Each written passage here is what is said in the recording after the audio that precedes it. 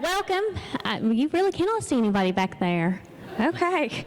I'm going to have to walk down here, and I'll do most of my talking down here because I got to flip through the slides. Welcome. Who has been through this training before? Raise your hand. A lot of you. Okay. Well, since we're in a dark room and it's going to be quiet, please don't fall asleep. For the new ones, I hope I don't put you to sleep because I do have that voice I think sometimes will put you to sleep. Welcome again. My name is Amy Sams, school nurse, health coordinator for Laurel County Schools.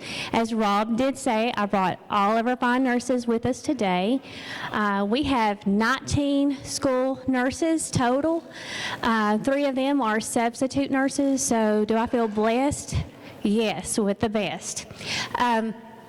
This training is going to be somewhat recorded, so that's another reason why I'm stepping away, so they can just hear my voice and not see me. So some of the slides I will slide through. One of the things that you probably know is that this training is required annually, okay? Another thing is if you go to another, and hope you don't because you're going to love this school district, if you go to another school district, you have to do this training for that other school district, okay? Because this training, again, is only good for 1 year, and you're getting delegated by Laurel County Board of Education school nurses, okay? So our training does not transfer to another school district. Okay, so this training was not developed by me, okay? I pulled it from Kentucky Department of Education, Kentucky Department of Public Health, and Kentucky Board of Nursing.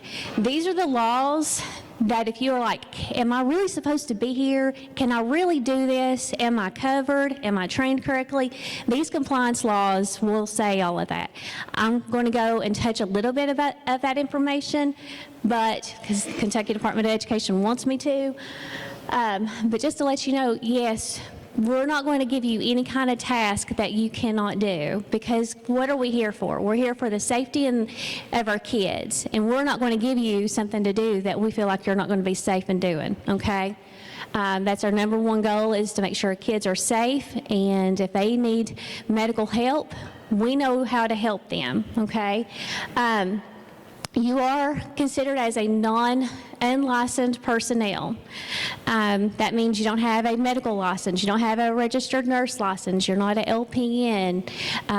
The paramedic hat goes off. If you're a medical, if you're able to give medicines at, like a nursing home, if you're a med tech, that kinds of go out of the way, because that's not the role that we're playing in the school system. The role that you're playing is transporting these kids to school. So that's why they have this training, to make sure that everybody's on the same page and know how to take care of everybody. So who can train you as a non-licensed person on medicine? Who can train you? Either a doctor, a nurse practitioner, or a registered nurse. Okay, LPNs cannot do the training because they cannot delegate. That's why our school district only hires registered nurses, because kids enroll every day, and if they need to be trained, if someone needs to train somebody on how to do their medicine, we need an RN. So that's why we have RNs in our school district. We're going to teach you how to administer, how to verify the student, and the most important, how to give emergency medicine. Next slide. We're going to touch a little bit about laws and procedures and policies in the school district. Everybody knows what FERPA law is. What is that? It's a protection right? It's for the kids. It allows us to, do we go to Walmart and we see our friend that's driving the other bus talk about what the other kids got? No, it's only on need-to-know basis. You shouldn't share information. If you see grandma or aunt who does not take care of the kids, should you talk to them? No, it's only to the legal guardian that's appointed to that child who you can talk to. So what you learn about an individual kid, you don't go to church, you don't go to other places and talk about, well, they've got this, I've got to take care of them. All right, what's next? This just tells you a little bit more about the confidentiality and privacy.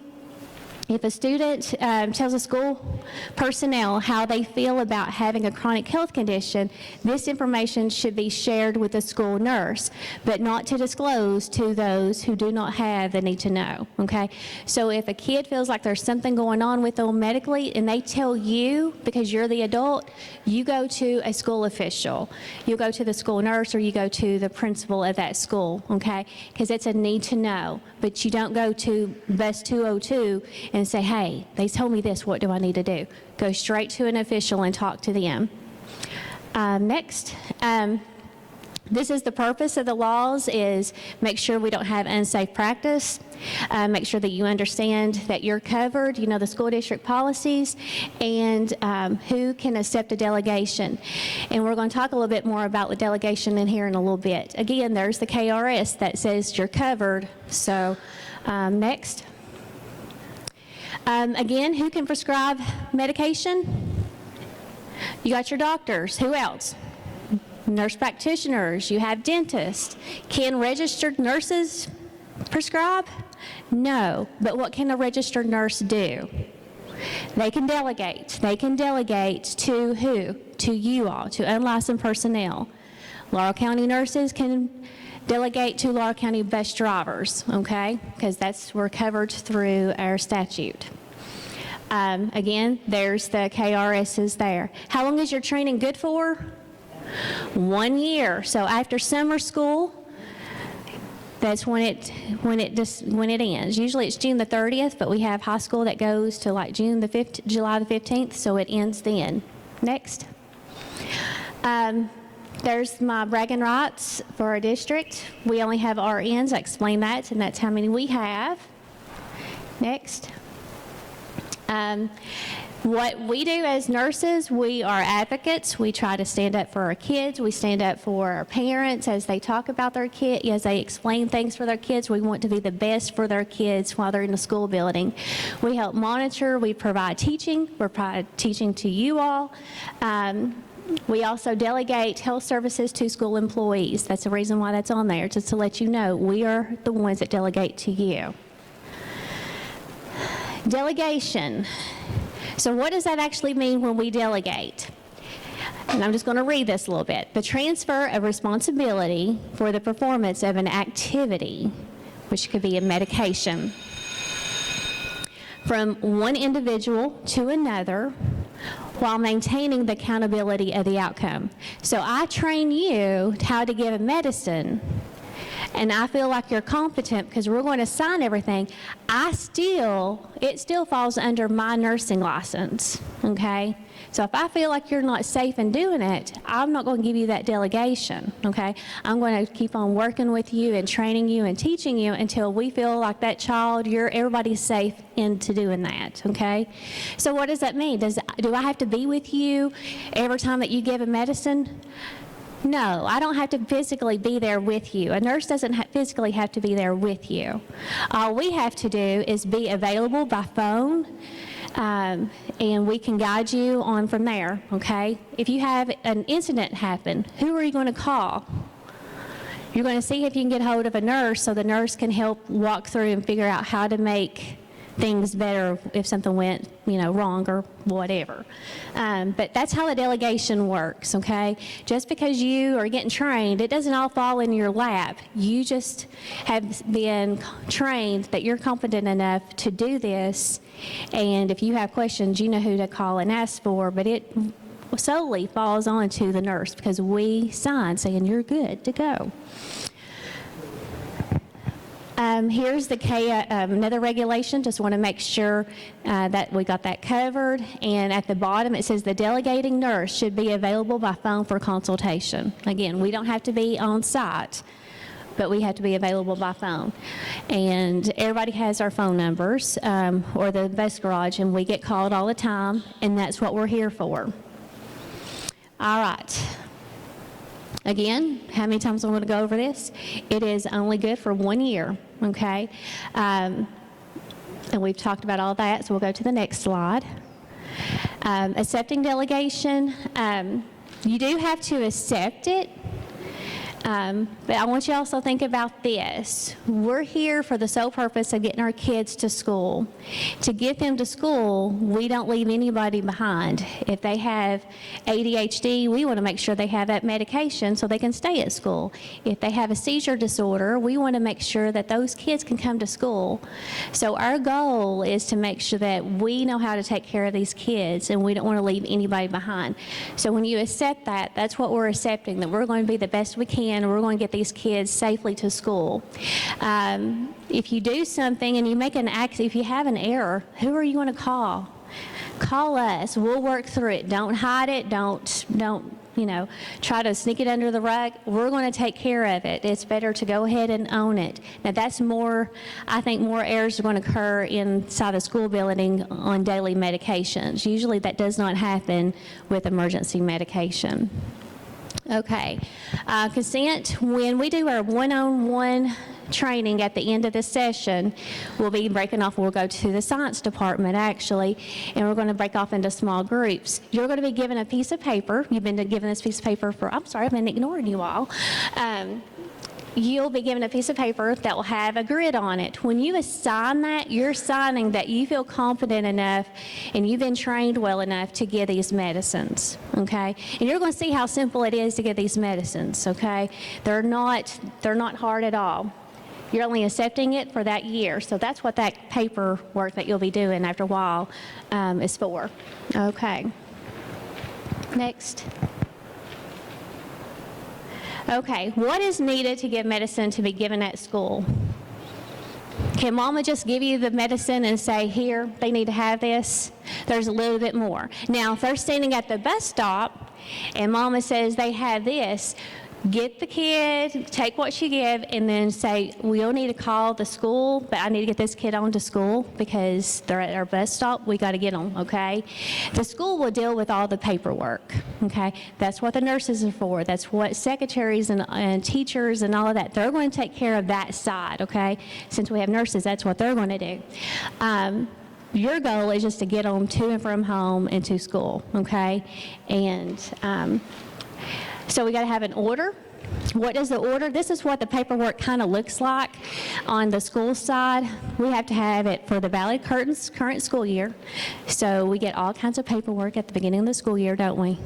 It's like we cut down a lot of trees to get these kids to school.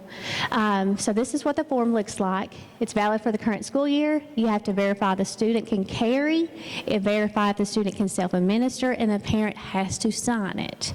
When the parent signs it, guess what? That means that they agree with everything and they release liability, okay? So that form, you will probably never see it, okay?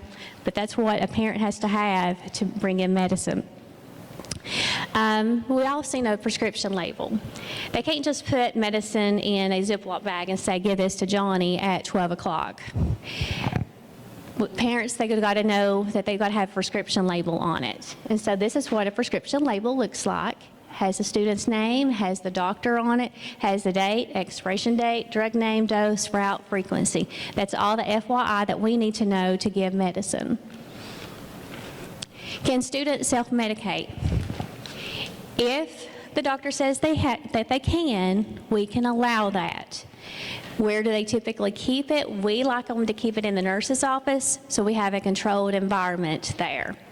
But again, it depends on what that medicine is. It depends on what it's for on those decisions. That's why we have a thing called 504 plans or an IEP. We'll add that information into that. And those are just health plans in some sort, if you don't know what those are, to kind of tell you how to make accommodations for those kids. Medications shall not be given beyond the date specific on, again, if the paper tells you to do something, you do it. If it tells you something not to do, you don't do it. If it is conflicting between the paper and the label, you don't do it. We got to get up with the doctor, and the doctor has to fix it, or the parent has to fix it. But everything's got to match. Do you need to know that? Nope, that's more on the school side. Okay. Changes in medication. If a child gets on the bus and they say, and the mom is standing there saying, hey, they need to increase their Adderall because they're a little hyper. Well, you just call the school and you talk to the school and they'll handle it, okay? They'll take care of it. And then more likely the school is going to say, well, you got to get us a doctor's order and you're going to have to get us a new label for your medication, okay? So again, the rule of it, if a parent tells you something, get with the school, get with the school, get with the school, okay? All you need to do is get the kid to school and let the school deal with it, okay? Because you've got a lot of things you got to do to get these kids to school. Storage. Emergency medication. Do you ever want it behind a locked door? No. Because if you're in an emergency situation, do you need to look for a key? No. Because if you can't find the key, then what happens? That child is not going to be taken care of. It's going to delay its care. So emergency medicine should never be behind a locked door. Okay? Preferably, the medication should be with the student at all times. But we know we've got some students, I'm even like this sometimes, I forget things, okay? If I don't have a reminder on my phone, I forget things. So that's why we have meetings at schools to meet with the parent, the teacher, and we make a decision, where's the best place for this medicine to stay? Where's the safest place for this medicine to stay? So yes, the best place is to keep it with kids on person or in that classroom, because we got lockdowns, we got just all kinds of crazy stuff that can happen. But a team will make that decision.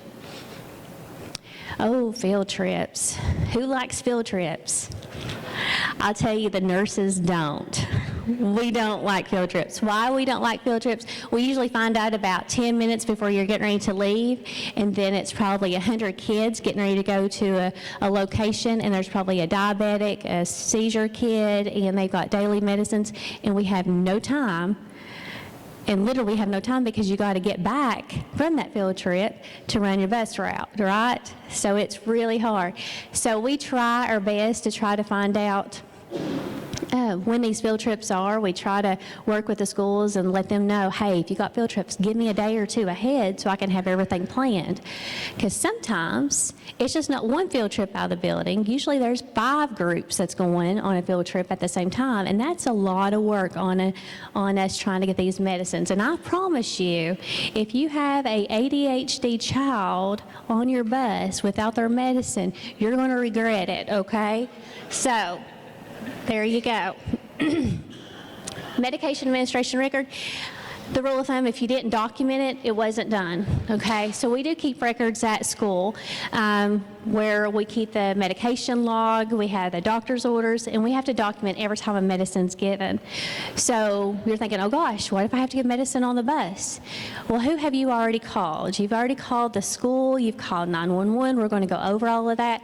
The school will take care of that part for you. That nurse will take care of that part because they need to document that, yes, that EpiPen was given by a bus driver on the bus because they was exposed to this, okay? We will help you. You're never alone. There's no I in team. That's what makes this world go round as we work as a team. So sometimes errors happen. It happens. I will admit I have made a medication error in a school setting. It happens. Life gets busy. This is what's considered as an error if you give medicine. And you're thinking, is this really going to affect me? I still have to go by this by Kentucky Department of Education. So here's your errors. If you give the wrong medicine to the wrong kid, the wrong dose, the wrong time, the wrong way, to the wrong student, or if you fail to document. Those is when it determines it's an error, okay? When you see there's an error, what do you do? Anytime you make a mistake, own it. Own it. Go ahead and just call the parent, talk to the principal, own it, document, and then you go on. And then sometimes we might have to call Boys in Control. Sometimes we have to call call their doctor. Might have to call the pharmacy. It happens. That's life. You just own it, and we'll take care of it. We'll roll with it. Is an adverse reaction an error? No, that's just called life. It can happen. That's why we do not want kids taking, if they just went to the doctor and they have been prescribed maybe a steroid or an antibiotic or something, and mom brings them back to school, we really don't want the school or the kid to have that first time dose medicine and they've never had it before, come into our school building and us not know if they're going to have a reaction or not, okay? So we don't like for the first time a medicine be given at school for the first time, because a reaction could occur. But again, if they have a reaction, we're just going to document. Is that going to happen on the school bus? Probably not, because by the time they've been given the medicine, they're going to be going to the hospital by the time you're going to see anything happen. And that's why you always check the medication label. Okay, what's next? How do you prevent medication errors? This is something you might want to think about. Okay, we got a student. Now, why are they, when you're getting trained by the nurse, why are they having this EpiPen? Why would they have to have it? Don't you want to know why they're getting that EpiPen? So just kind of know a little bit more about your student, So what's their purpose? Okay, if I give them the EpiPen, what's going to be the side effect? We're going to teach you that when you go through your one-on-one checkoffs, okay? Is there any special instructions? That's why you go and talk to who? Talk to the nurse. And they'll tell you what some side effects. If you give an EpiPen, more than likely their heart's going to feel really racy. They're going to feel like they're jumping out of their skin. They use their inhaler too many times. They're going to feel like they're jumping out of their skin. Those are potential side effects. And then we always need to know how to contact the doctor. And again, that's why we have pharmacy labels on their medicine, because it has that information to where we can contact them. Again, error occurs. Let the nurse know. We're going to take care of them. We're going to notify, and we're going to document, and we're going to own it, okay? We have called poison control. You can even do poison control online. Everything's went from telehealth, seems like. But we know how to contact them. They're going to ask you simple questions. This is just a good take-home for at home if you need it. But we do contact poison control if needed.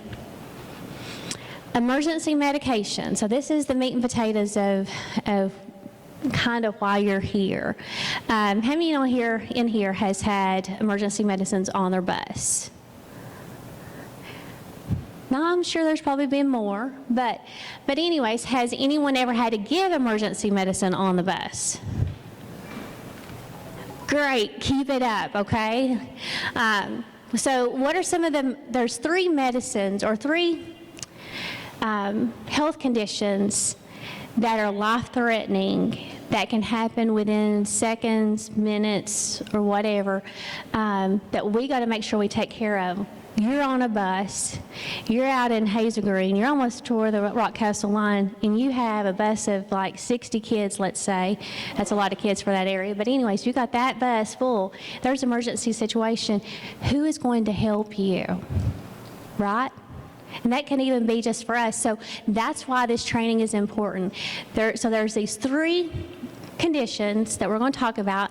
Anaphylaxis, which is an allergy reaction. We're going to talk about a diabetic, and we're going to talk about a seizure.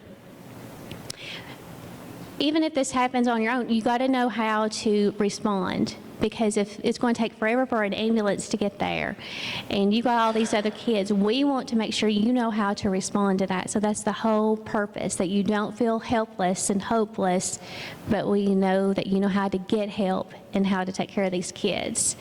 So that's why they came up with these laws, okay, to say we can train you, and you have to go through this every year, because we might put it in File 13, never use it, but we need to, retention.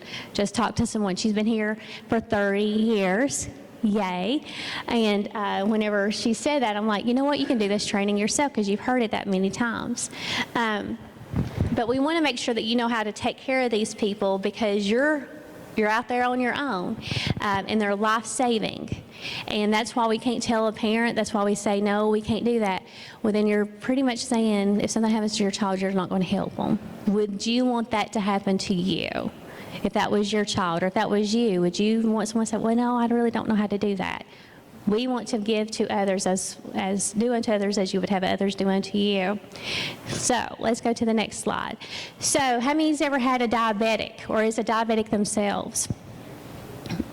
So with the diabetics, I will tell you that the evening runs, when you do your evening runs with a diabetic, on the school side as nurses, we take care of these kiddos all day, okay? And some days we're just chasing numbers and we're just chasing lows all day. 9 times out of 10, we get a hold of a parent and was like, you know what, you probably need to come pick them up. They probably don't need to ride a bus today because they have been low all day today, and they'll work with us. And guess what? Parents will work and come and get their kids. So we take care of them in the evening, but we don't know what happens the night before and during morning time. Okay, so that's when it's like, if anything's going to happen, I hate to tell you this, it's going to happen in the morning time. Why is that? Because diabetics, when they wake up in the morning, they probably haven't checked their blood sugar. They're running late. Mom says, here, I'll go ahead and give you your insulin to you, which insulin brings down blood sugar. I'm going to go ahead and give you your insulin, but when you get to school, you got to go straight to the cafeteria and eat. Oh, wow. What happens? They're going to start going low, and so that's when they could go low on your bus, okay? So let's talk about diabetes. Go to the next slide. Go to the next one. Okay, so diabetes, we have a lot of type 1 diabetics. And type 1 diabetics, you're like, well, how do I know? Type 1 diabetics, their pancreas all of a sudden says, hey, I'm done, I'm not working anymore, you're on your own. And so we have to go to the outside world and get medicine to make sure that every time we eat, we take down, bring that blood sugar down. Because every time we eat, our blood sugar goes up. But with a healthy pancreas, we're able to maintain a normal level. But if their pancreas went on vacation and is not coming back, somehow you got to get that blood sugar down, okay? So that's where insulin comes in play, okay? So kid wakes up in the morning, blood sugar is 200, let's just say, and mom says, here, I'm going to go ahead and give you some insulin, but you got to eat when you get to school. How fast does that insulin work? It works between 15 to 30 minutes, okay? Think about if you pick somebody up the farthest point and try to get them to school. When's our blood sugar going to start dropping? It's going to drop right on your bus, right? So what are some of your symptoms? They might have trouble thinking. They might have blurred vision. They might have some dizziness. They might be very tired. Well, that's kind of hard to determine and early in the morning, but that could be it. They might have headaches. They might be hungry. How many has ever got hangry before you've not eaten? Have you ever got hangry and get shaky and all of that? They might increase sweating. They might have mood changes, so they might be more angry. So those are your symptoms of a low blood sugar. So if that happens on your bus and they're a diabetic, what would you want to do? When you feel hangry, you feel shaky, you feel angry, how do you fix that? You eat something, right? With a diabetic, what do we want them to eat? We want them to eat pure sugar. Give them sugar. And you're like, really, give a kid sugar? Yes, give them pure sugar. What is that? So in their backpack, they should have like Skittles. They should have like peppermints. They should have glucose tabs, or they might have gummies. It's got to be candy, not like Snicker bars or anything like that, but don't turn down anything. But that's what you got to have is pure sugar. Why is that? Pure sugar works what? Really quickly. We want this fixed, what? Really quickly. So yes, I know we're not supposed to eat on the bus, but I'll tell you, if you got a diabetic that is feeling, having all these low symptoms, they're feeling low, I think we need to let them eat, okay? So you let them eat, okay? I would rather let them eat because you know they're going to be doing other things on the bus. So let's let them eat, okay? So the rule of thumb is that you give them 15 carbs, which is, that can be 3 peppermint candies, that can be 15 Skittles. Let them eat that. Once they eat that, it's going to take about 15 minutes for their blood sugar to go back up. Now, what do you think about cell phones on the bus? Probably not a good thing, right? Our diabetics have devices that looks like cell phones. Some of those devices checks their blood sugar every 5 minutes. Some of those devices gives their insulin. It's their outside pancreas is another way to look at it. So don't take those devices from them, okay, because they've got to have them. That's their lifeline, okay? So let's get back to the low. So we fixed that low because they're eating, okay? And then once they get to the school, you're going to say at the bus loop, hey, Amy, she started doing this and she had to eat on the bus, you know, if they ask anything. And then there you go. The school will take care of it from there.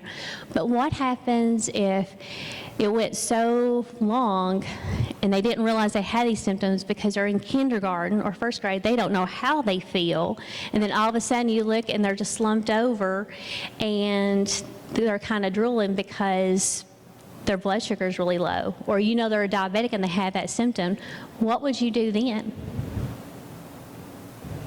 So that's where we're going to call who? Who are we going to call? We're going to call dispatch. And dispatch is going to be notified what's going on. What are you going to do with your bus?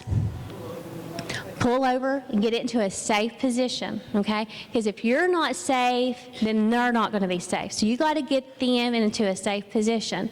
Once that bus is in a safe position, what's your next thing? Because more likely you're having communication already with the bus garage. You've already discovered that you got this kid's kind of slumped over, and you know that they're a diabetic, okay? Because you got all this communication going on, because we're going to know this ahead of time.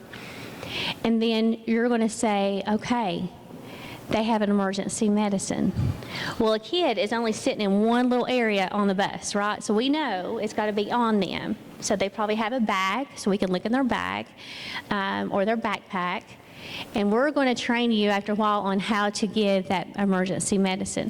That emergency medicine is glucagon. And guess what? They have quit, I'm going to step out of the kitchen on this one. They have quit making the one that we have to draw up and put in liquid into a vial and shake it. They quit making that, okay? So if kids have that, it's because it's getting ready to expire, okay? And they haven't got a new prescription. So as of right now, as of last year, to my knowledge, we didn't have one child that had that. So we're not going to actually train you on that injection.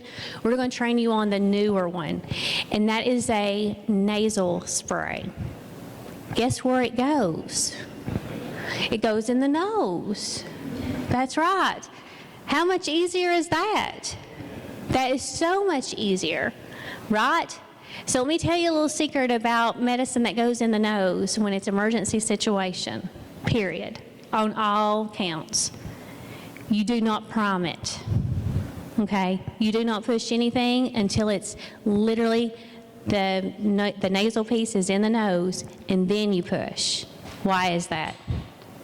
If you prime it, you just administer the medicine in the air, okay? So if you bought it at Walgreens over the counter and it says Afrin, you can prime that, but if it's emergency medicine, you're giving it to a kid, do not prime it, okay? Do you think that's much better? Okay, I do too. Let's go to the next slide. So really that medicine, what you're giving them is glucagon. And glucagon counteracts everything. It actually counteracts and it helps bring up their blood sugar, okay? Now it might take about 5 minutes for it to work, but it's much better than letting them keep on going down, because something's got to get that blood sugar. And if they're drooling and they're not able to talk to you, are they going to eat anything? No, they're not going to eat anything. You got a whole nother problem to deal with. These kids have health plans. These kids, if they have a special ed IEP or if they have a 504, why do they have those health plans? Because we make plans on who's able to make sure everybody's trained. We make sure that everybody knows where that medicine is kept, and make sure that everybody is on the same page. Okay?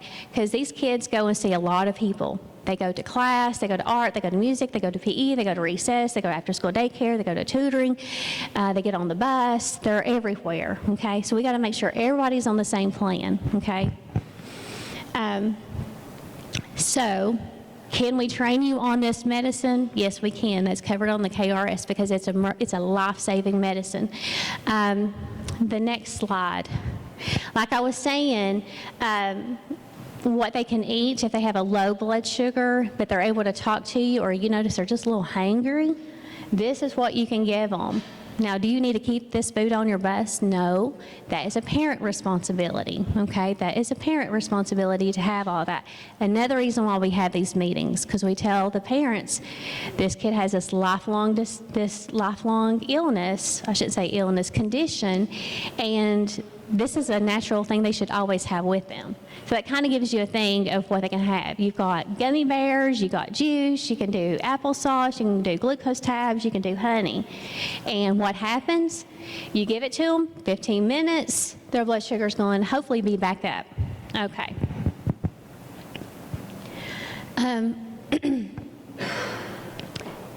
So anytime that you give emergency medicine, or if you see someone that's not feeling good, what position do you want them to lay in? You want them to lay on their side? Do you want them to lay on their back? Why? You don't want them to lay on their back because if they get sick and they start throwing up, they'll get choked. And then do we want a choking person on top of someone that has got a low blood sugar? No, we don't. So side laying position is the best position. And then, of course, a life-threatening complication can occur if hypoglycemia isn't treated promptly. And so that's why we cannot wait till we get them to school. We got to take care of it on the bus, let 911 come to you, or whatever 911 tells you to do, and go from there. So we can't just wait till we get to the bus, because what happens if you're on the way or wait till you get to school? Because once you get to school, what if your tire blows out? What if there's an accident in front of you? You have delayed even longer to take care of this this life-threatening condition. Okay, what's next? Again, parent responsibility. We don't provide this, the parent provides it. Okay, that's why we have meetings. Okay. Here's the medicine I was talking about, the nasal powder. They're going to talk about it. Go to the next slide. I think it actually has it. So it comes into, you get the container out. You always remove the wrapping, because if you don't remove the wrapping to open up the lid, it's not going to open. So you got to remove the wrapper. Once you get it out, it's going to be self-explanatory what part goes into the nose. Do you prime it? No. Once you put it into the nose, there's going to be a plunger, there's going to be a button kind of look. You're going to push it, and the medicine's given. Once that medicine's given, what position is that child going to be in? Side laying position. How long does it typically take for this medicine to work? 2 to 5 minutes. We're going to sit and stay with that child until what? 911 gets there. Once 911 gets there, what are you going to do?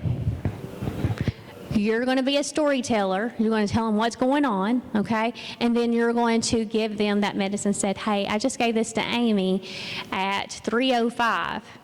Okay, time's always important. You know, even if you don't have the way to look and you're on dispatch, say, hey, dispatch, write down the time. You know, have other people to be your note takers if you need that to happen. Okay, it's okay to delegate and ask people to help you. Don't do this by yourself. Okay. Because once the EMS gets there, they might say, well, what time did you give that to Amy? And you'll tell them, they'll know what they need to do for a further protocol, okay, for them to handle.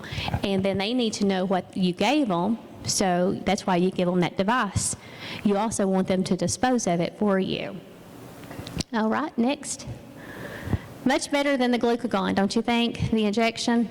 It's getting much easier, because that's why they know non-medical people are more likely going to be administering this medicine. So let's make it easy. All right. Here's a common one, is anaphylaxis. Anaphylaxis is a life-threatening allergic reaction that can be fatal within minutes, and it also can be delayed, okay? So let's go to the next slide. Severe allergic reaction. Students with severe allergies, we do want them to have an action plan, because we need to know what they're allergic to. We need to know where they're keeping their emergency medicine, and we just need to know their story, so we know how to interact if their story comes to life and we have to play in that story, okay? So the next slide. Here are some things, allergic reactions. It can be skin contact. So, you know, some people can just touch peanut dust and have a reaction. or if they have an allergy to latex, which is becoming very common here lately, I've noticed, of a latex allergy. Injection, bee stings, where sometimes your buses might be. They might be dumpsters. They might have bees likes to hang out there. We have our windows open. What flies in? Bees, so you might have some stinging insects. Ingestion, of course, is eating. Or sometimes people can smell it and have allergic reaction. What are some of the signs and symptoms of allergic reaction? It's your turn to talk. What are some signs and symptoms of allergic reaction? Trouble breathing. Yep. They might be holding their neck and then almost like wheezing. What's another one?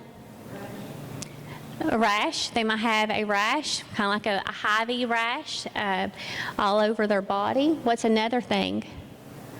They might pass out on you. Okay? They might, if they ate something, they might start throwing up. They might have some GI issues. Their heart might start racing and then get real pale and clammy, and the next thing you know, they'll just pass out on you. So we got to take care of this. So think about the furthest part of your route, and you've got a kid that gets stung by a bee, and they have an EpiPen. Are we going to be able to get them home or to school without giving them that medicine?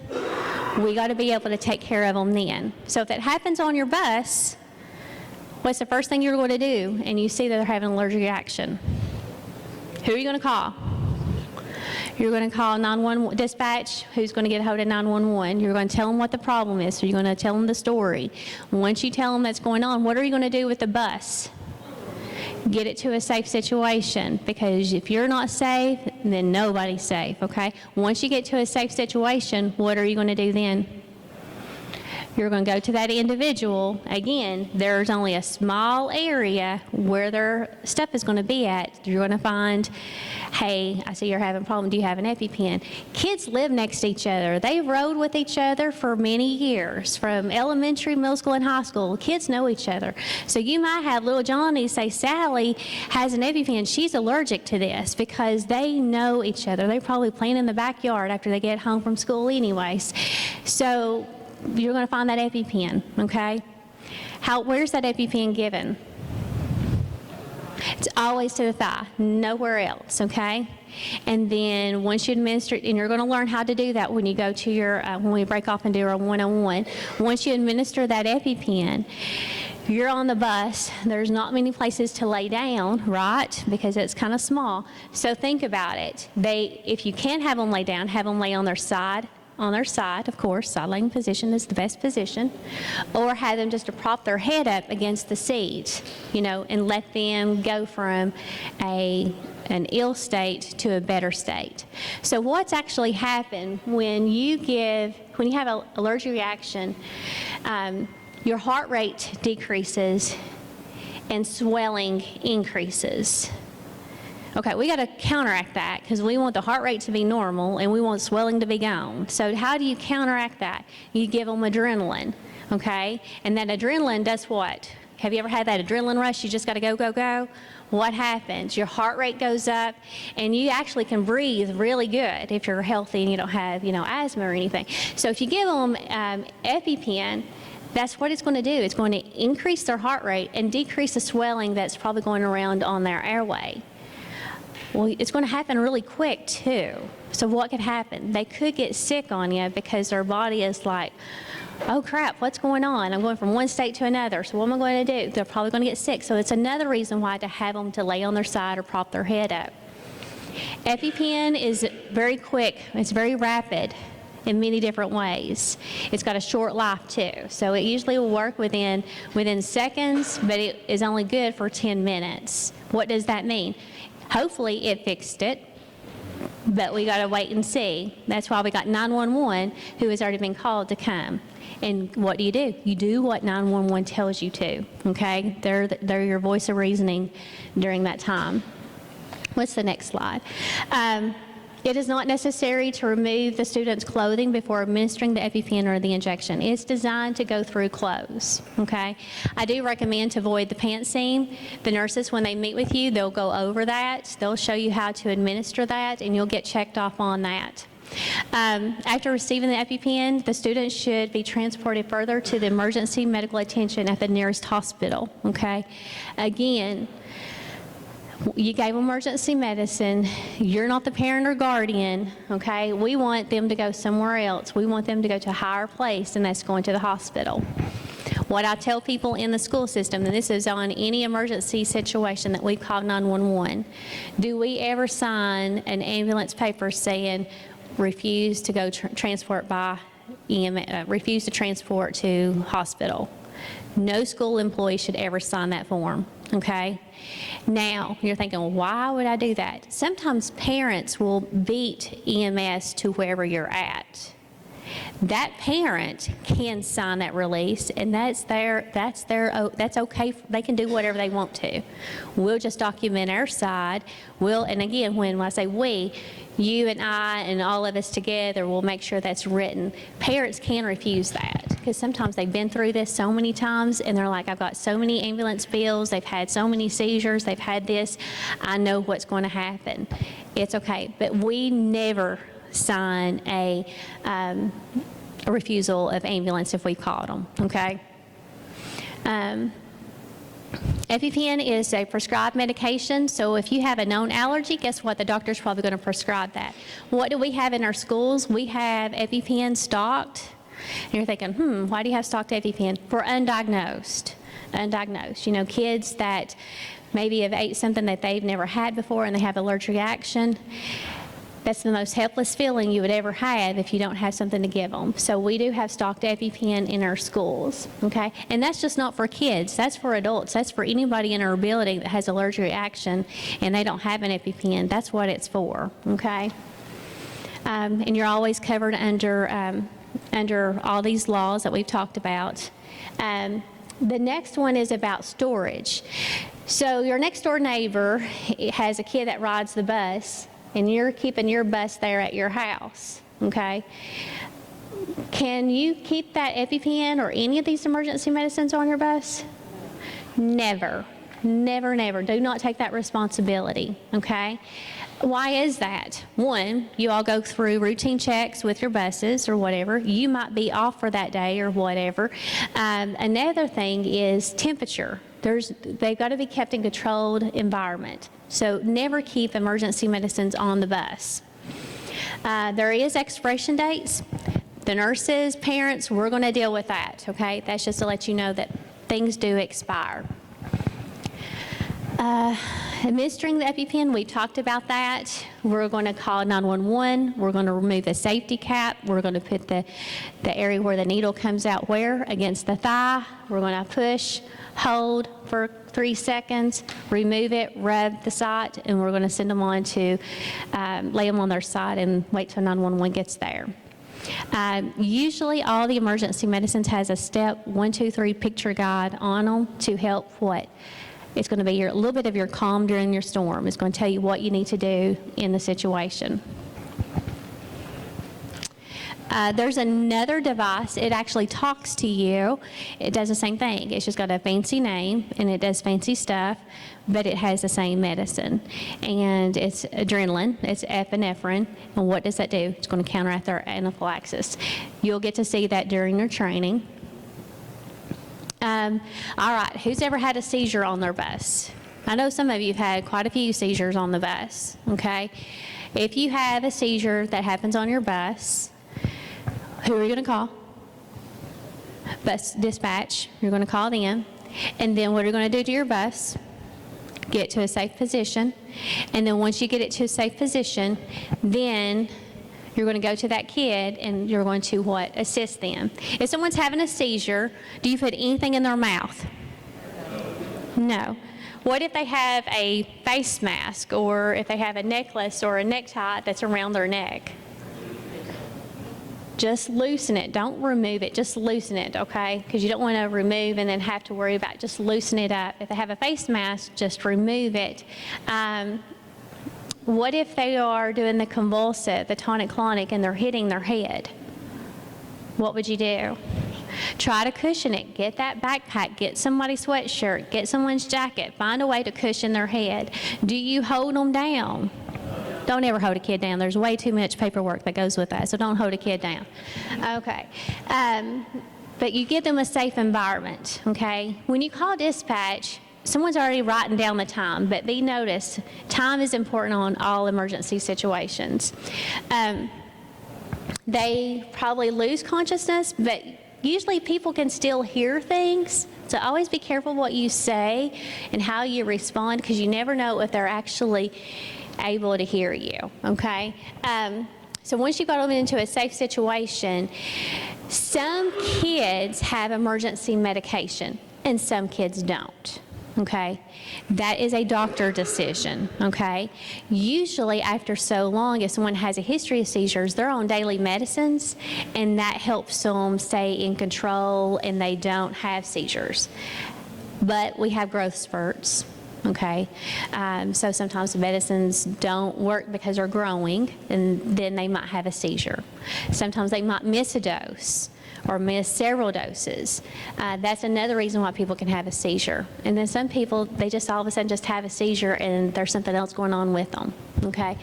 We want to make sure that you know how to handle it when it's on the bus. So far, you know not to put anything in their mouth, you know to put them on their side, or at least let them prop their, if you can kind of get them to where they don't hurt themselves.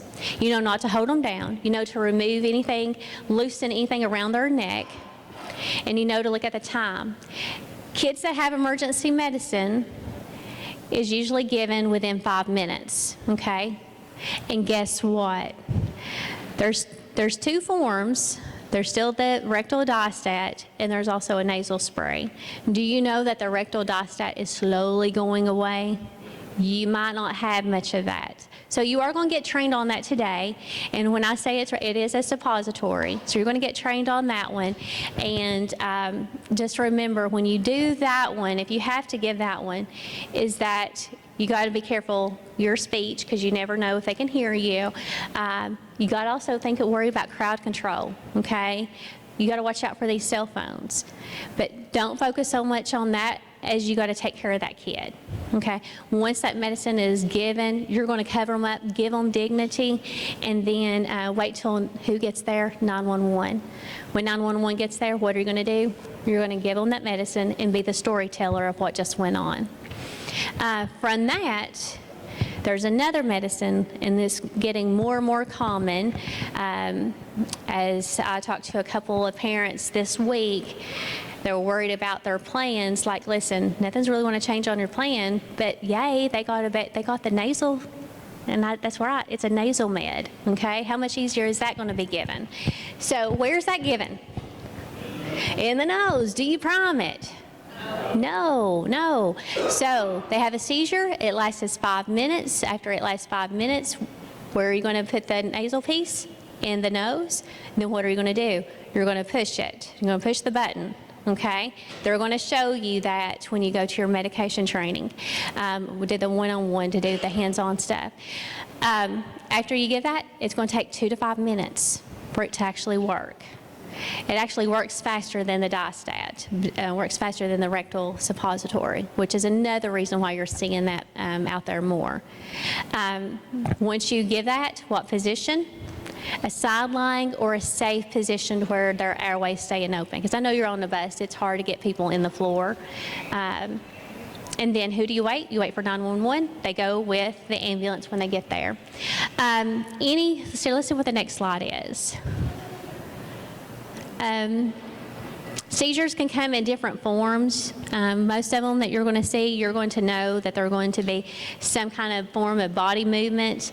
Their head might drop, they might drool. They'll never really look the same, but just to kind of give you an idea of seizures. That's why we have meetings, because we talk to parents to find out what kind of seizure they actually have.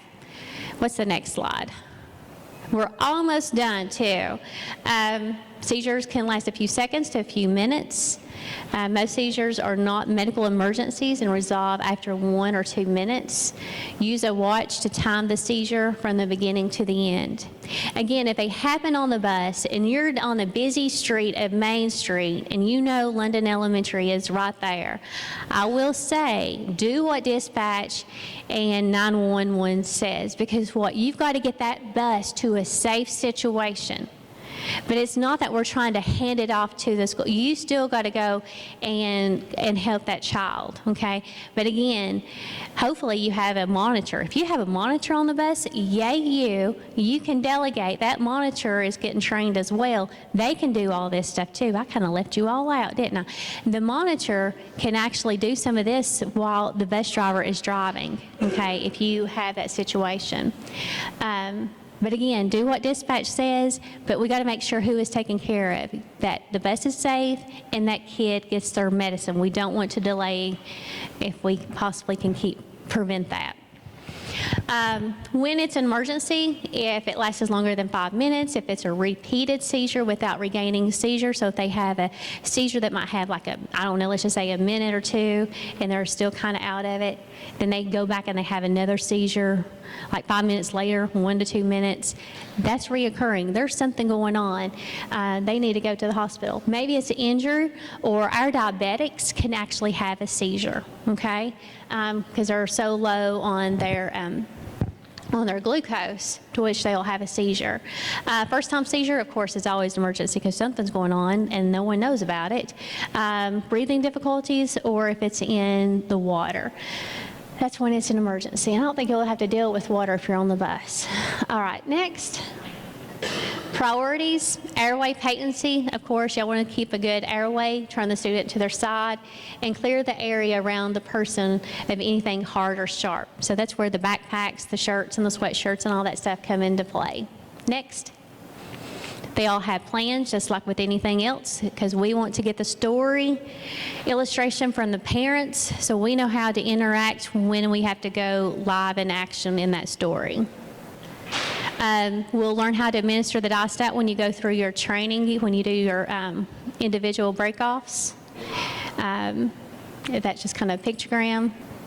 The thing is, if it's ever given to you by a parent, just know that it might be adult-to-adult handoff, because maybe there's a reason that the kid can't carry it or whatever.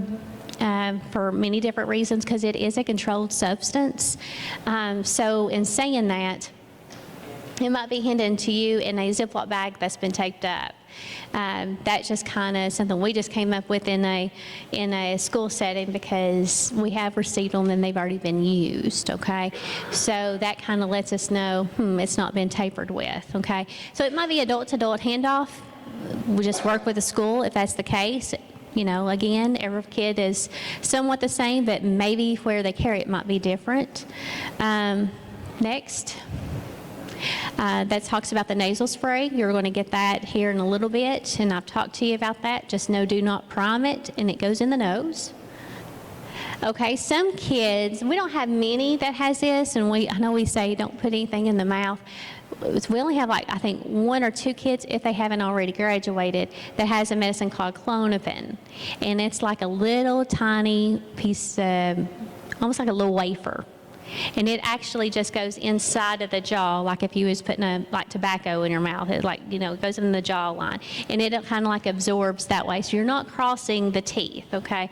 Again, we don't have many people that have that, but just kind of let you know that that is a possibility. You're like, I'm not supposed to put anything. You're not going across the teeth, and evidently it's been prescribed for them because they know what type of seizures they have. Oh, here we go. Vagal nerve stimulator. How many's had to deal with that on their bus? So a vagal nerve stimulator, if you look in the upper left, they've had a surgical implant put of a stimulator, okay? And it's underneath their skin.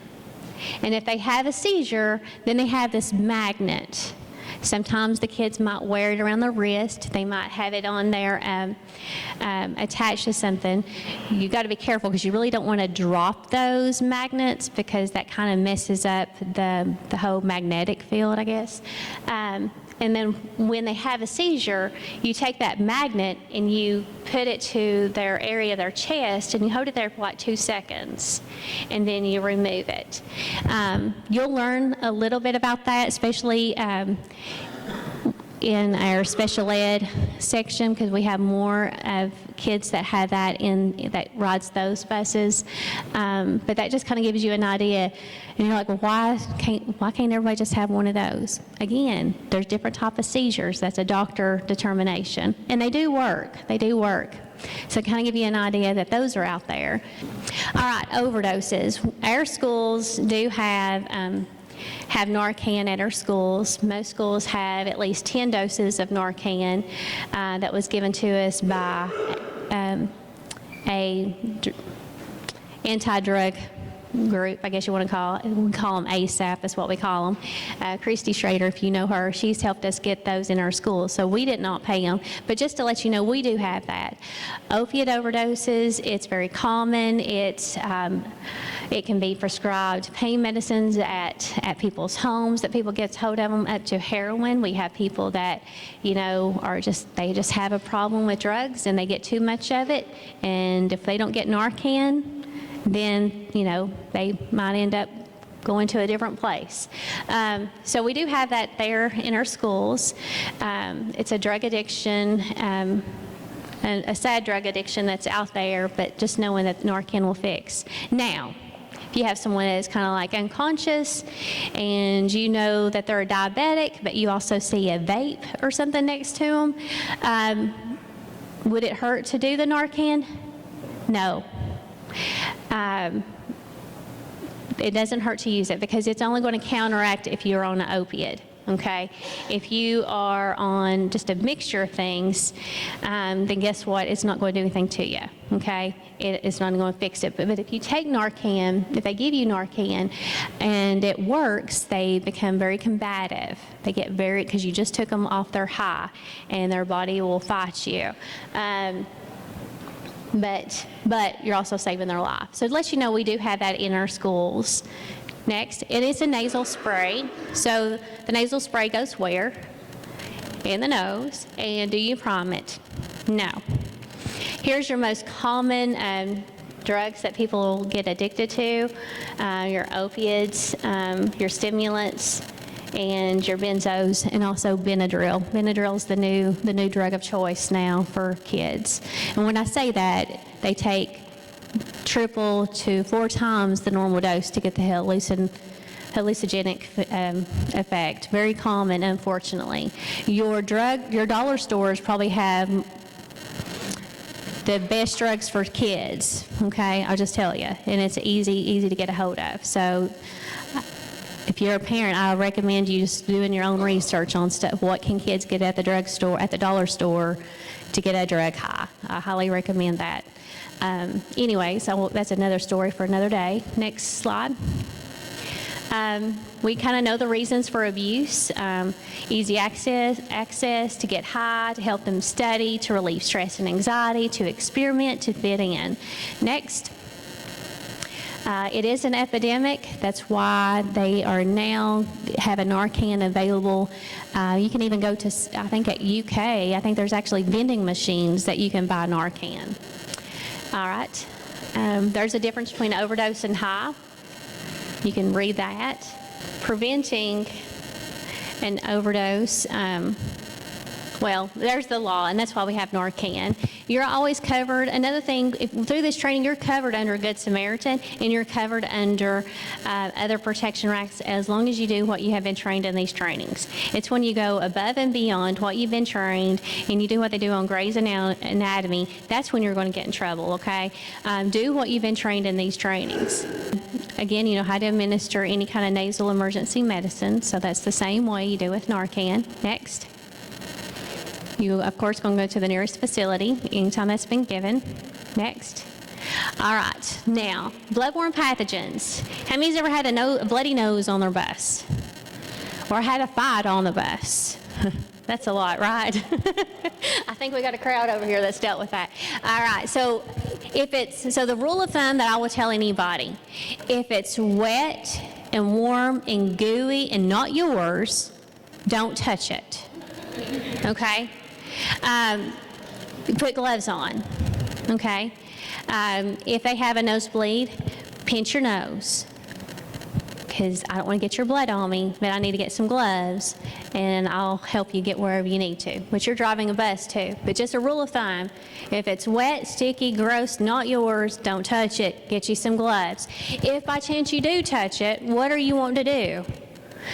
You need to go wash your hands with soap and water. If you don't have soap and water, use hand sanitizer, but as soon as you get to soap and water, go to it. Have you been in a fight and you got bit?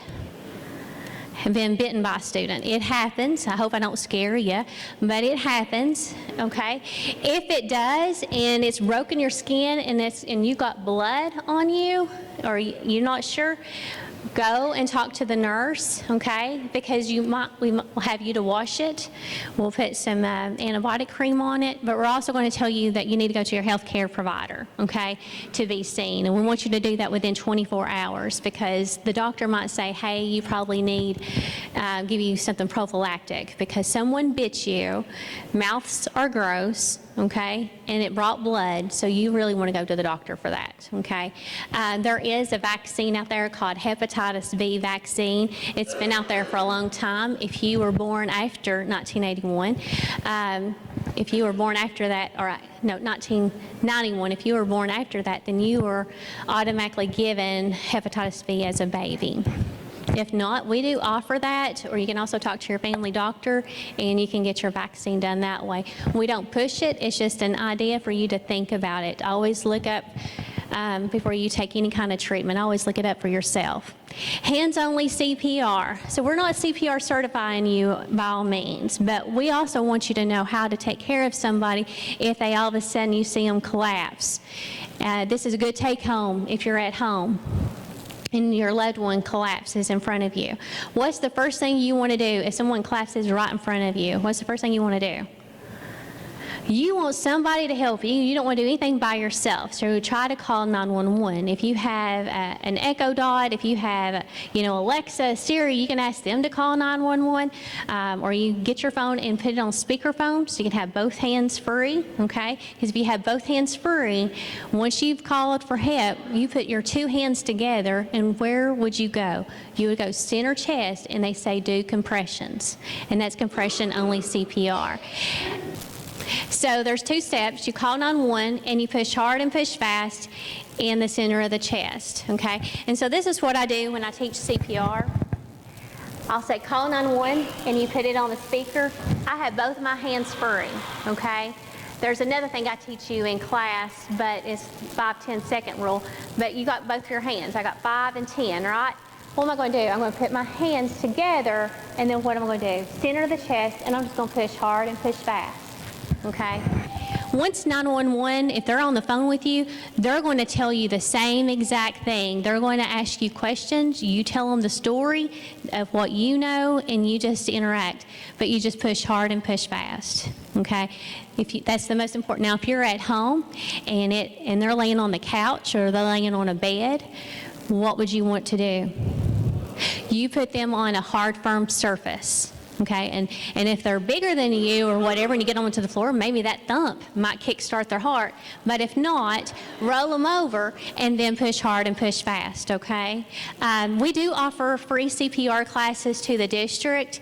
The catch is we offer it mainly for athletic, but it's open to others. We have classes available. You can send us an email, but I will say, because right now we only have 2 instructors, but we can get other people to come in from the hospital if we needed. But we do offer classes. But if you can do this right here, you're going to be doing something great until 911 gets there. Our schools have AEDs, which is an automated, which means it automatically works. Okay. External means it's on the outside. Defibrillator means it's going to shock. Okay. If it's needed. Our schools have over 52 AEDs. We actually got 4 more. They're on back order, imagine that. After January the 2nd, they're back ordered. But we're getting more, and we do have these, okay? So they're in the foyers, they're in the gymnasiums, so they are not behind a locked box. They are to grab and go, okay? So if someone ever tells you to go get the AED, they are going to tell you to go to one of those white cabinets and bring everything in that cabinet straight to you. Stop the bleed. just briefly. If you see someone that is bleeding on their arms or legs and it's gushing, what would you want to do? Put pressure on it, okay?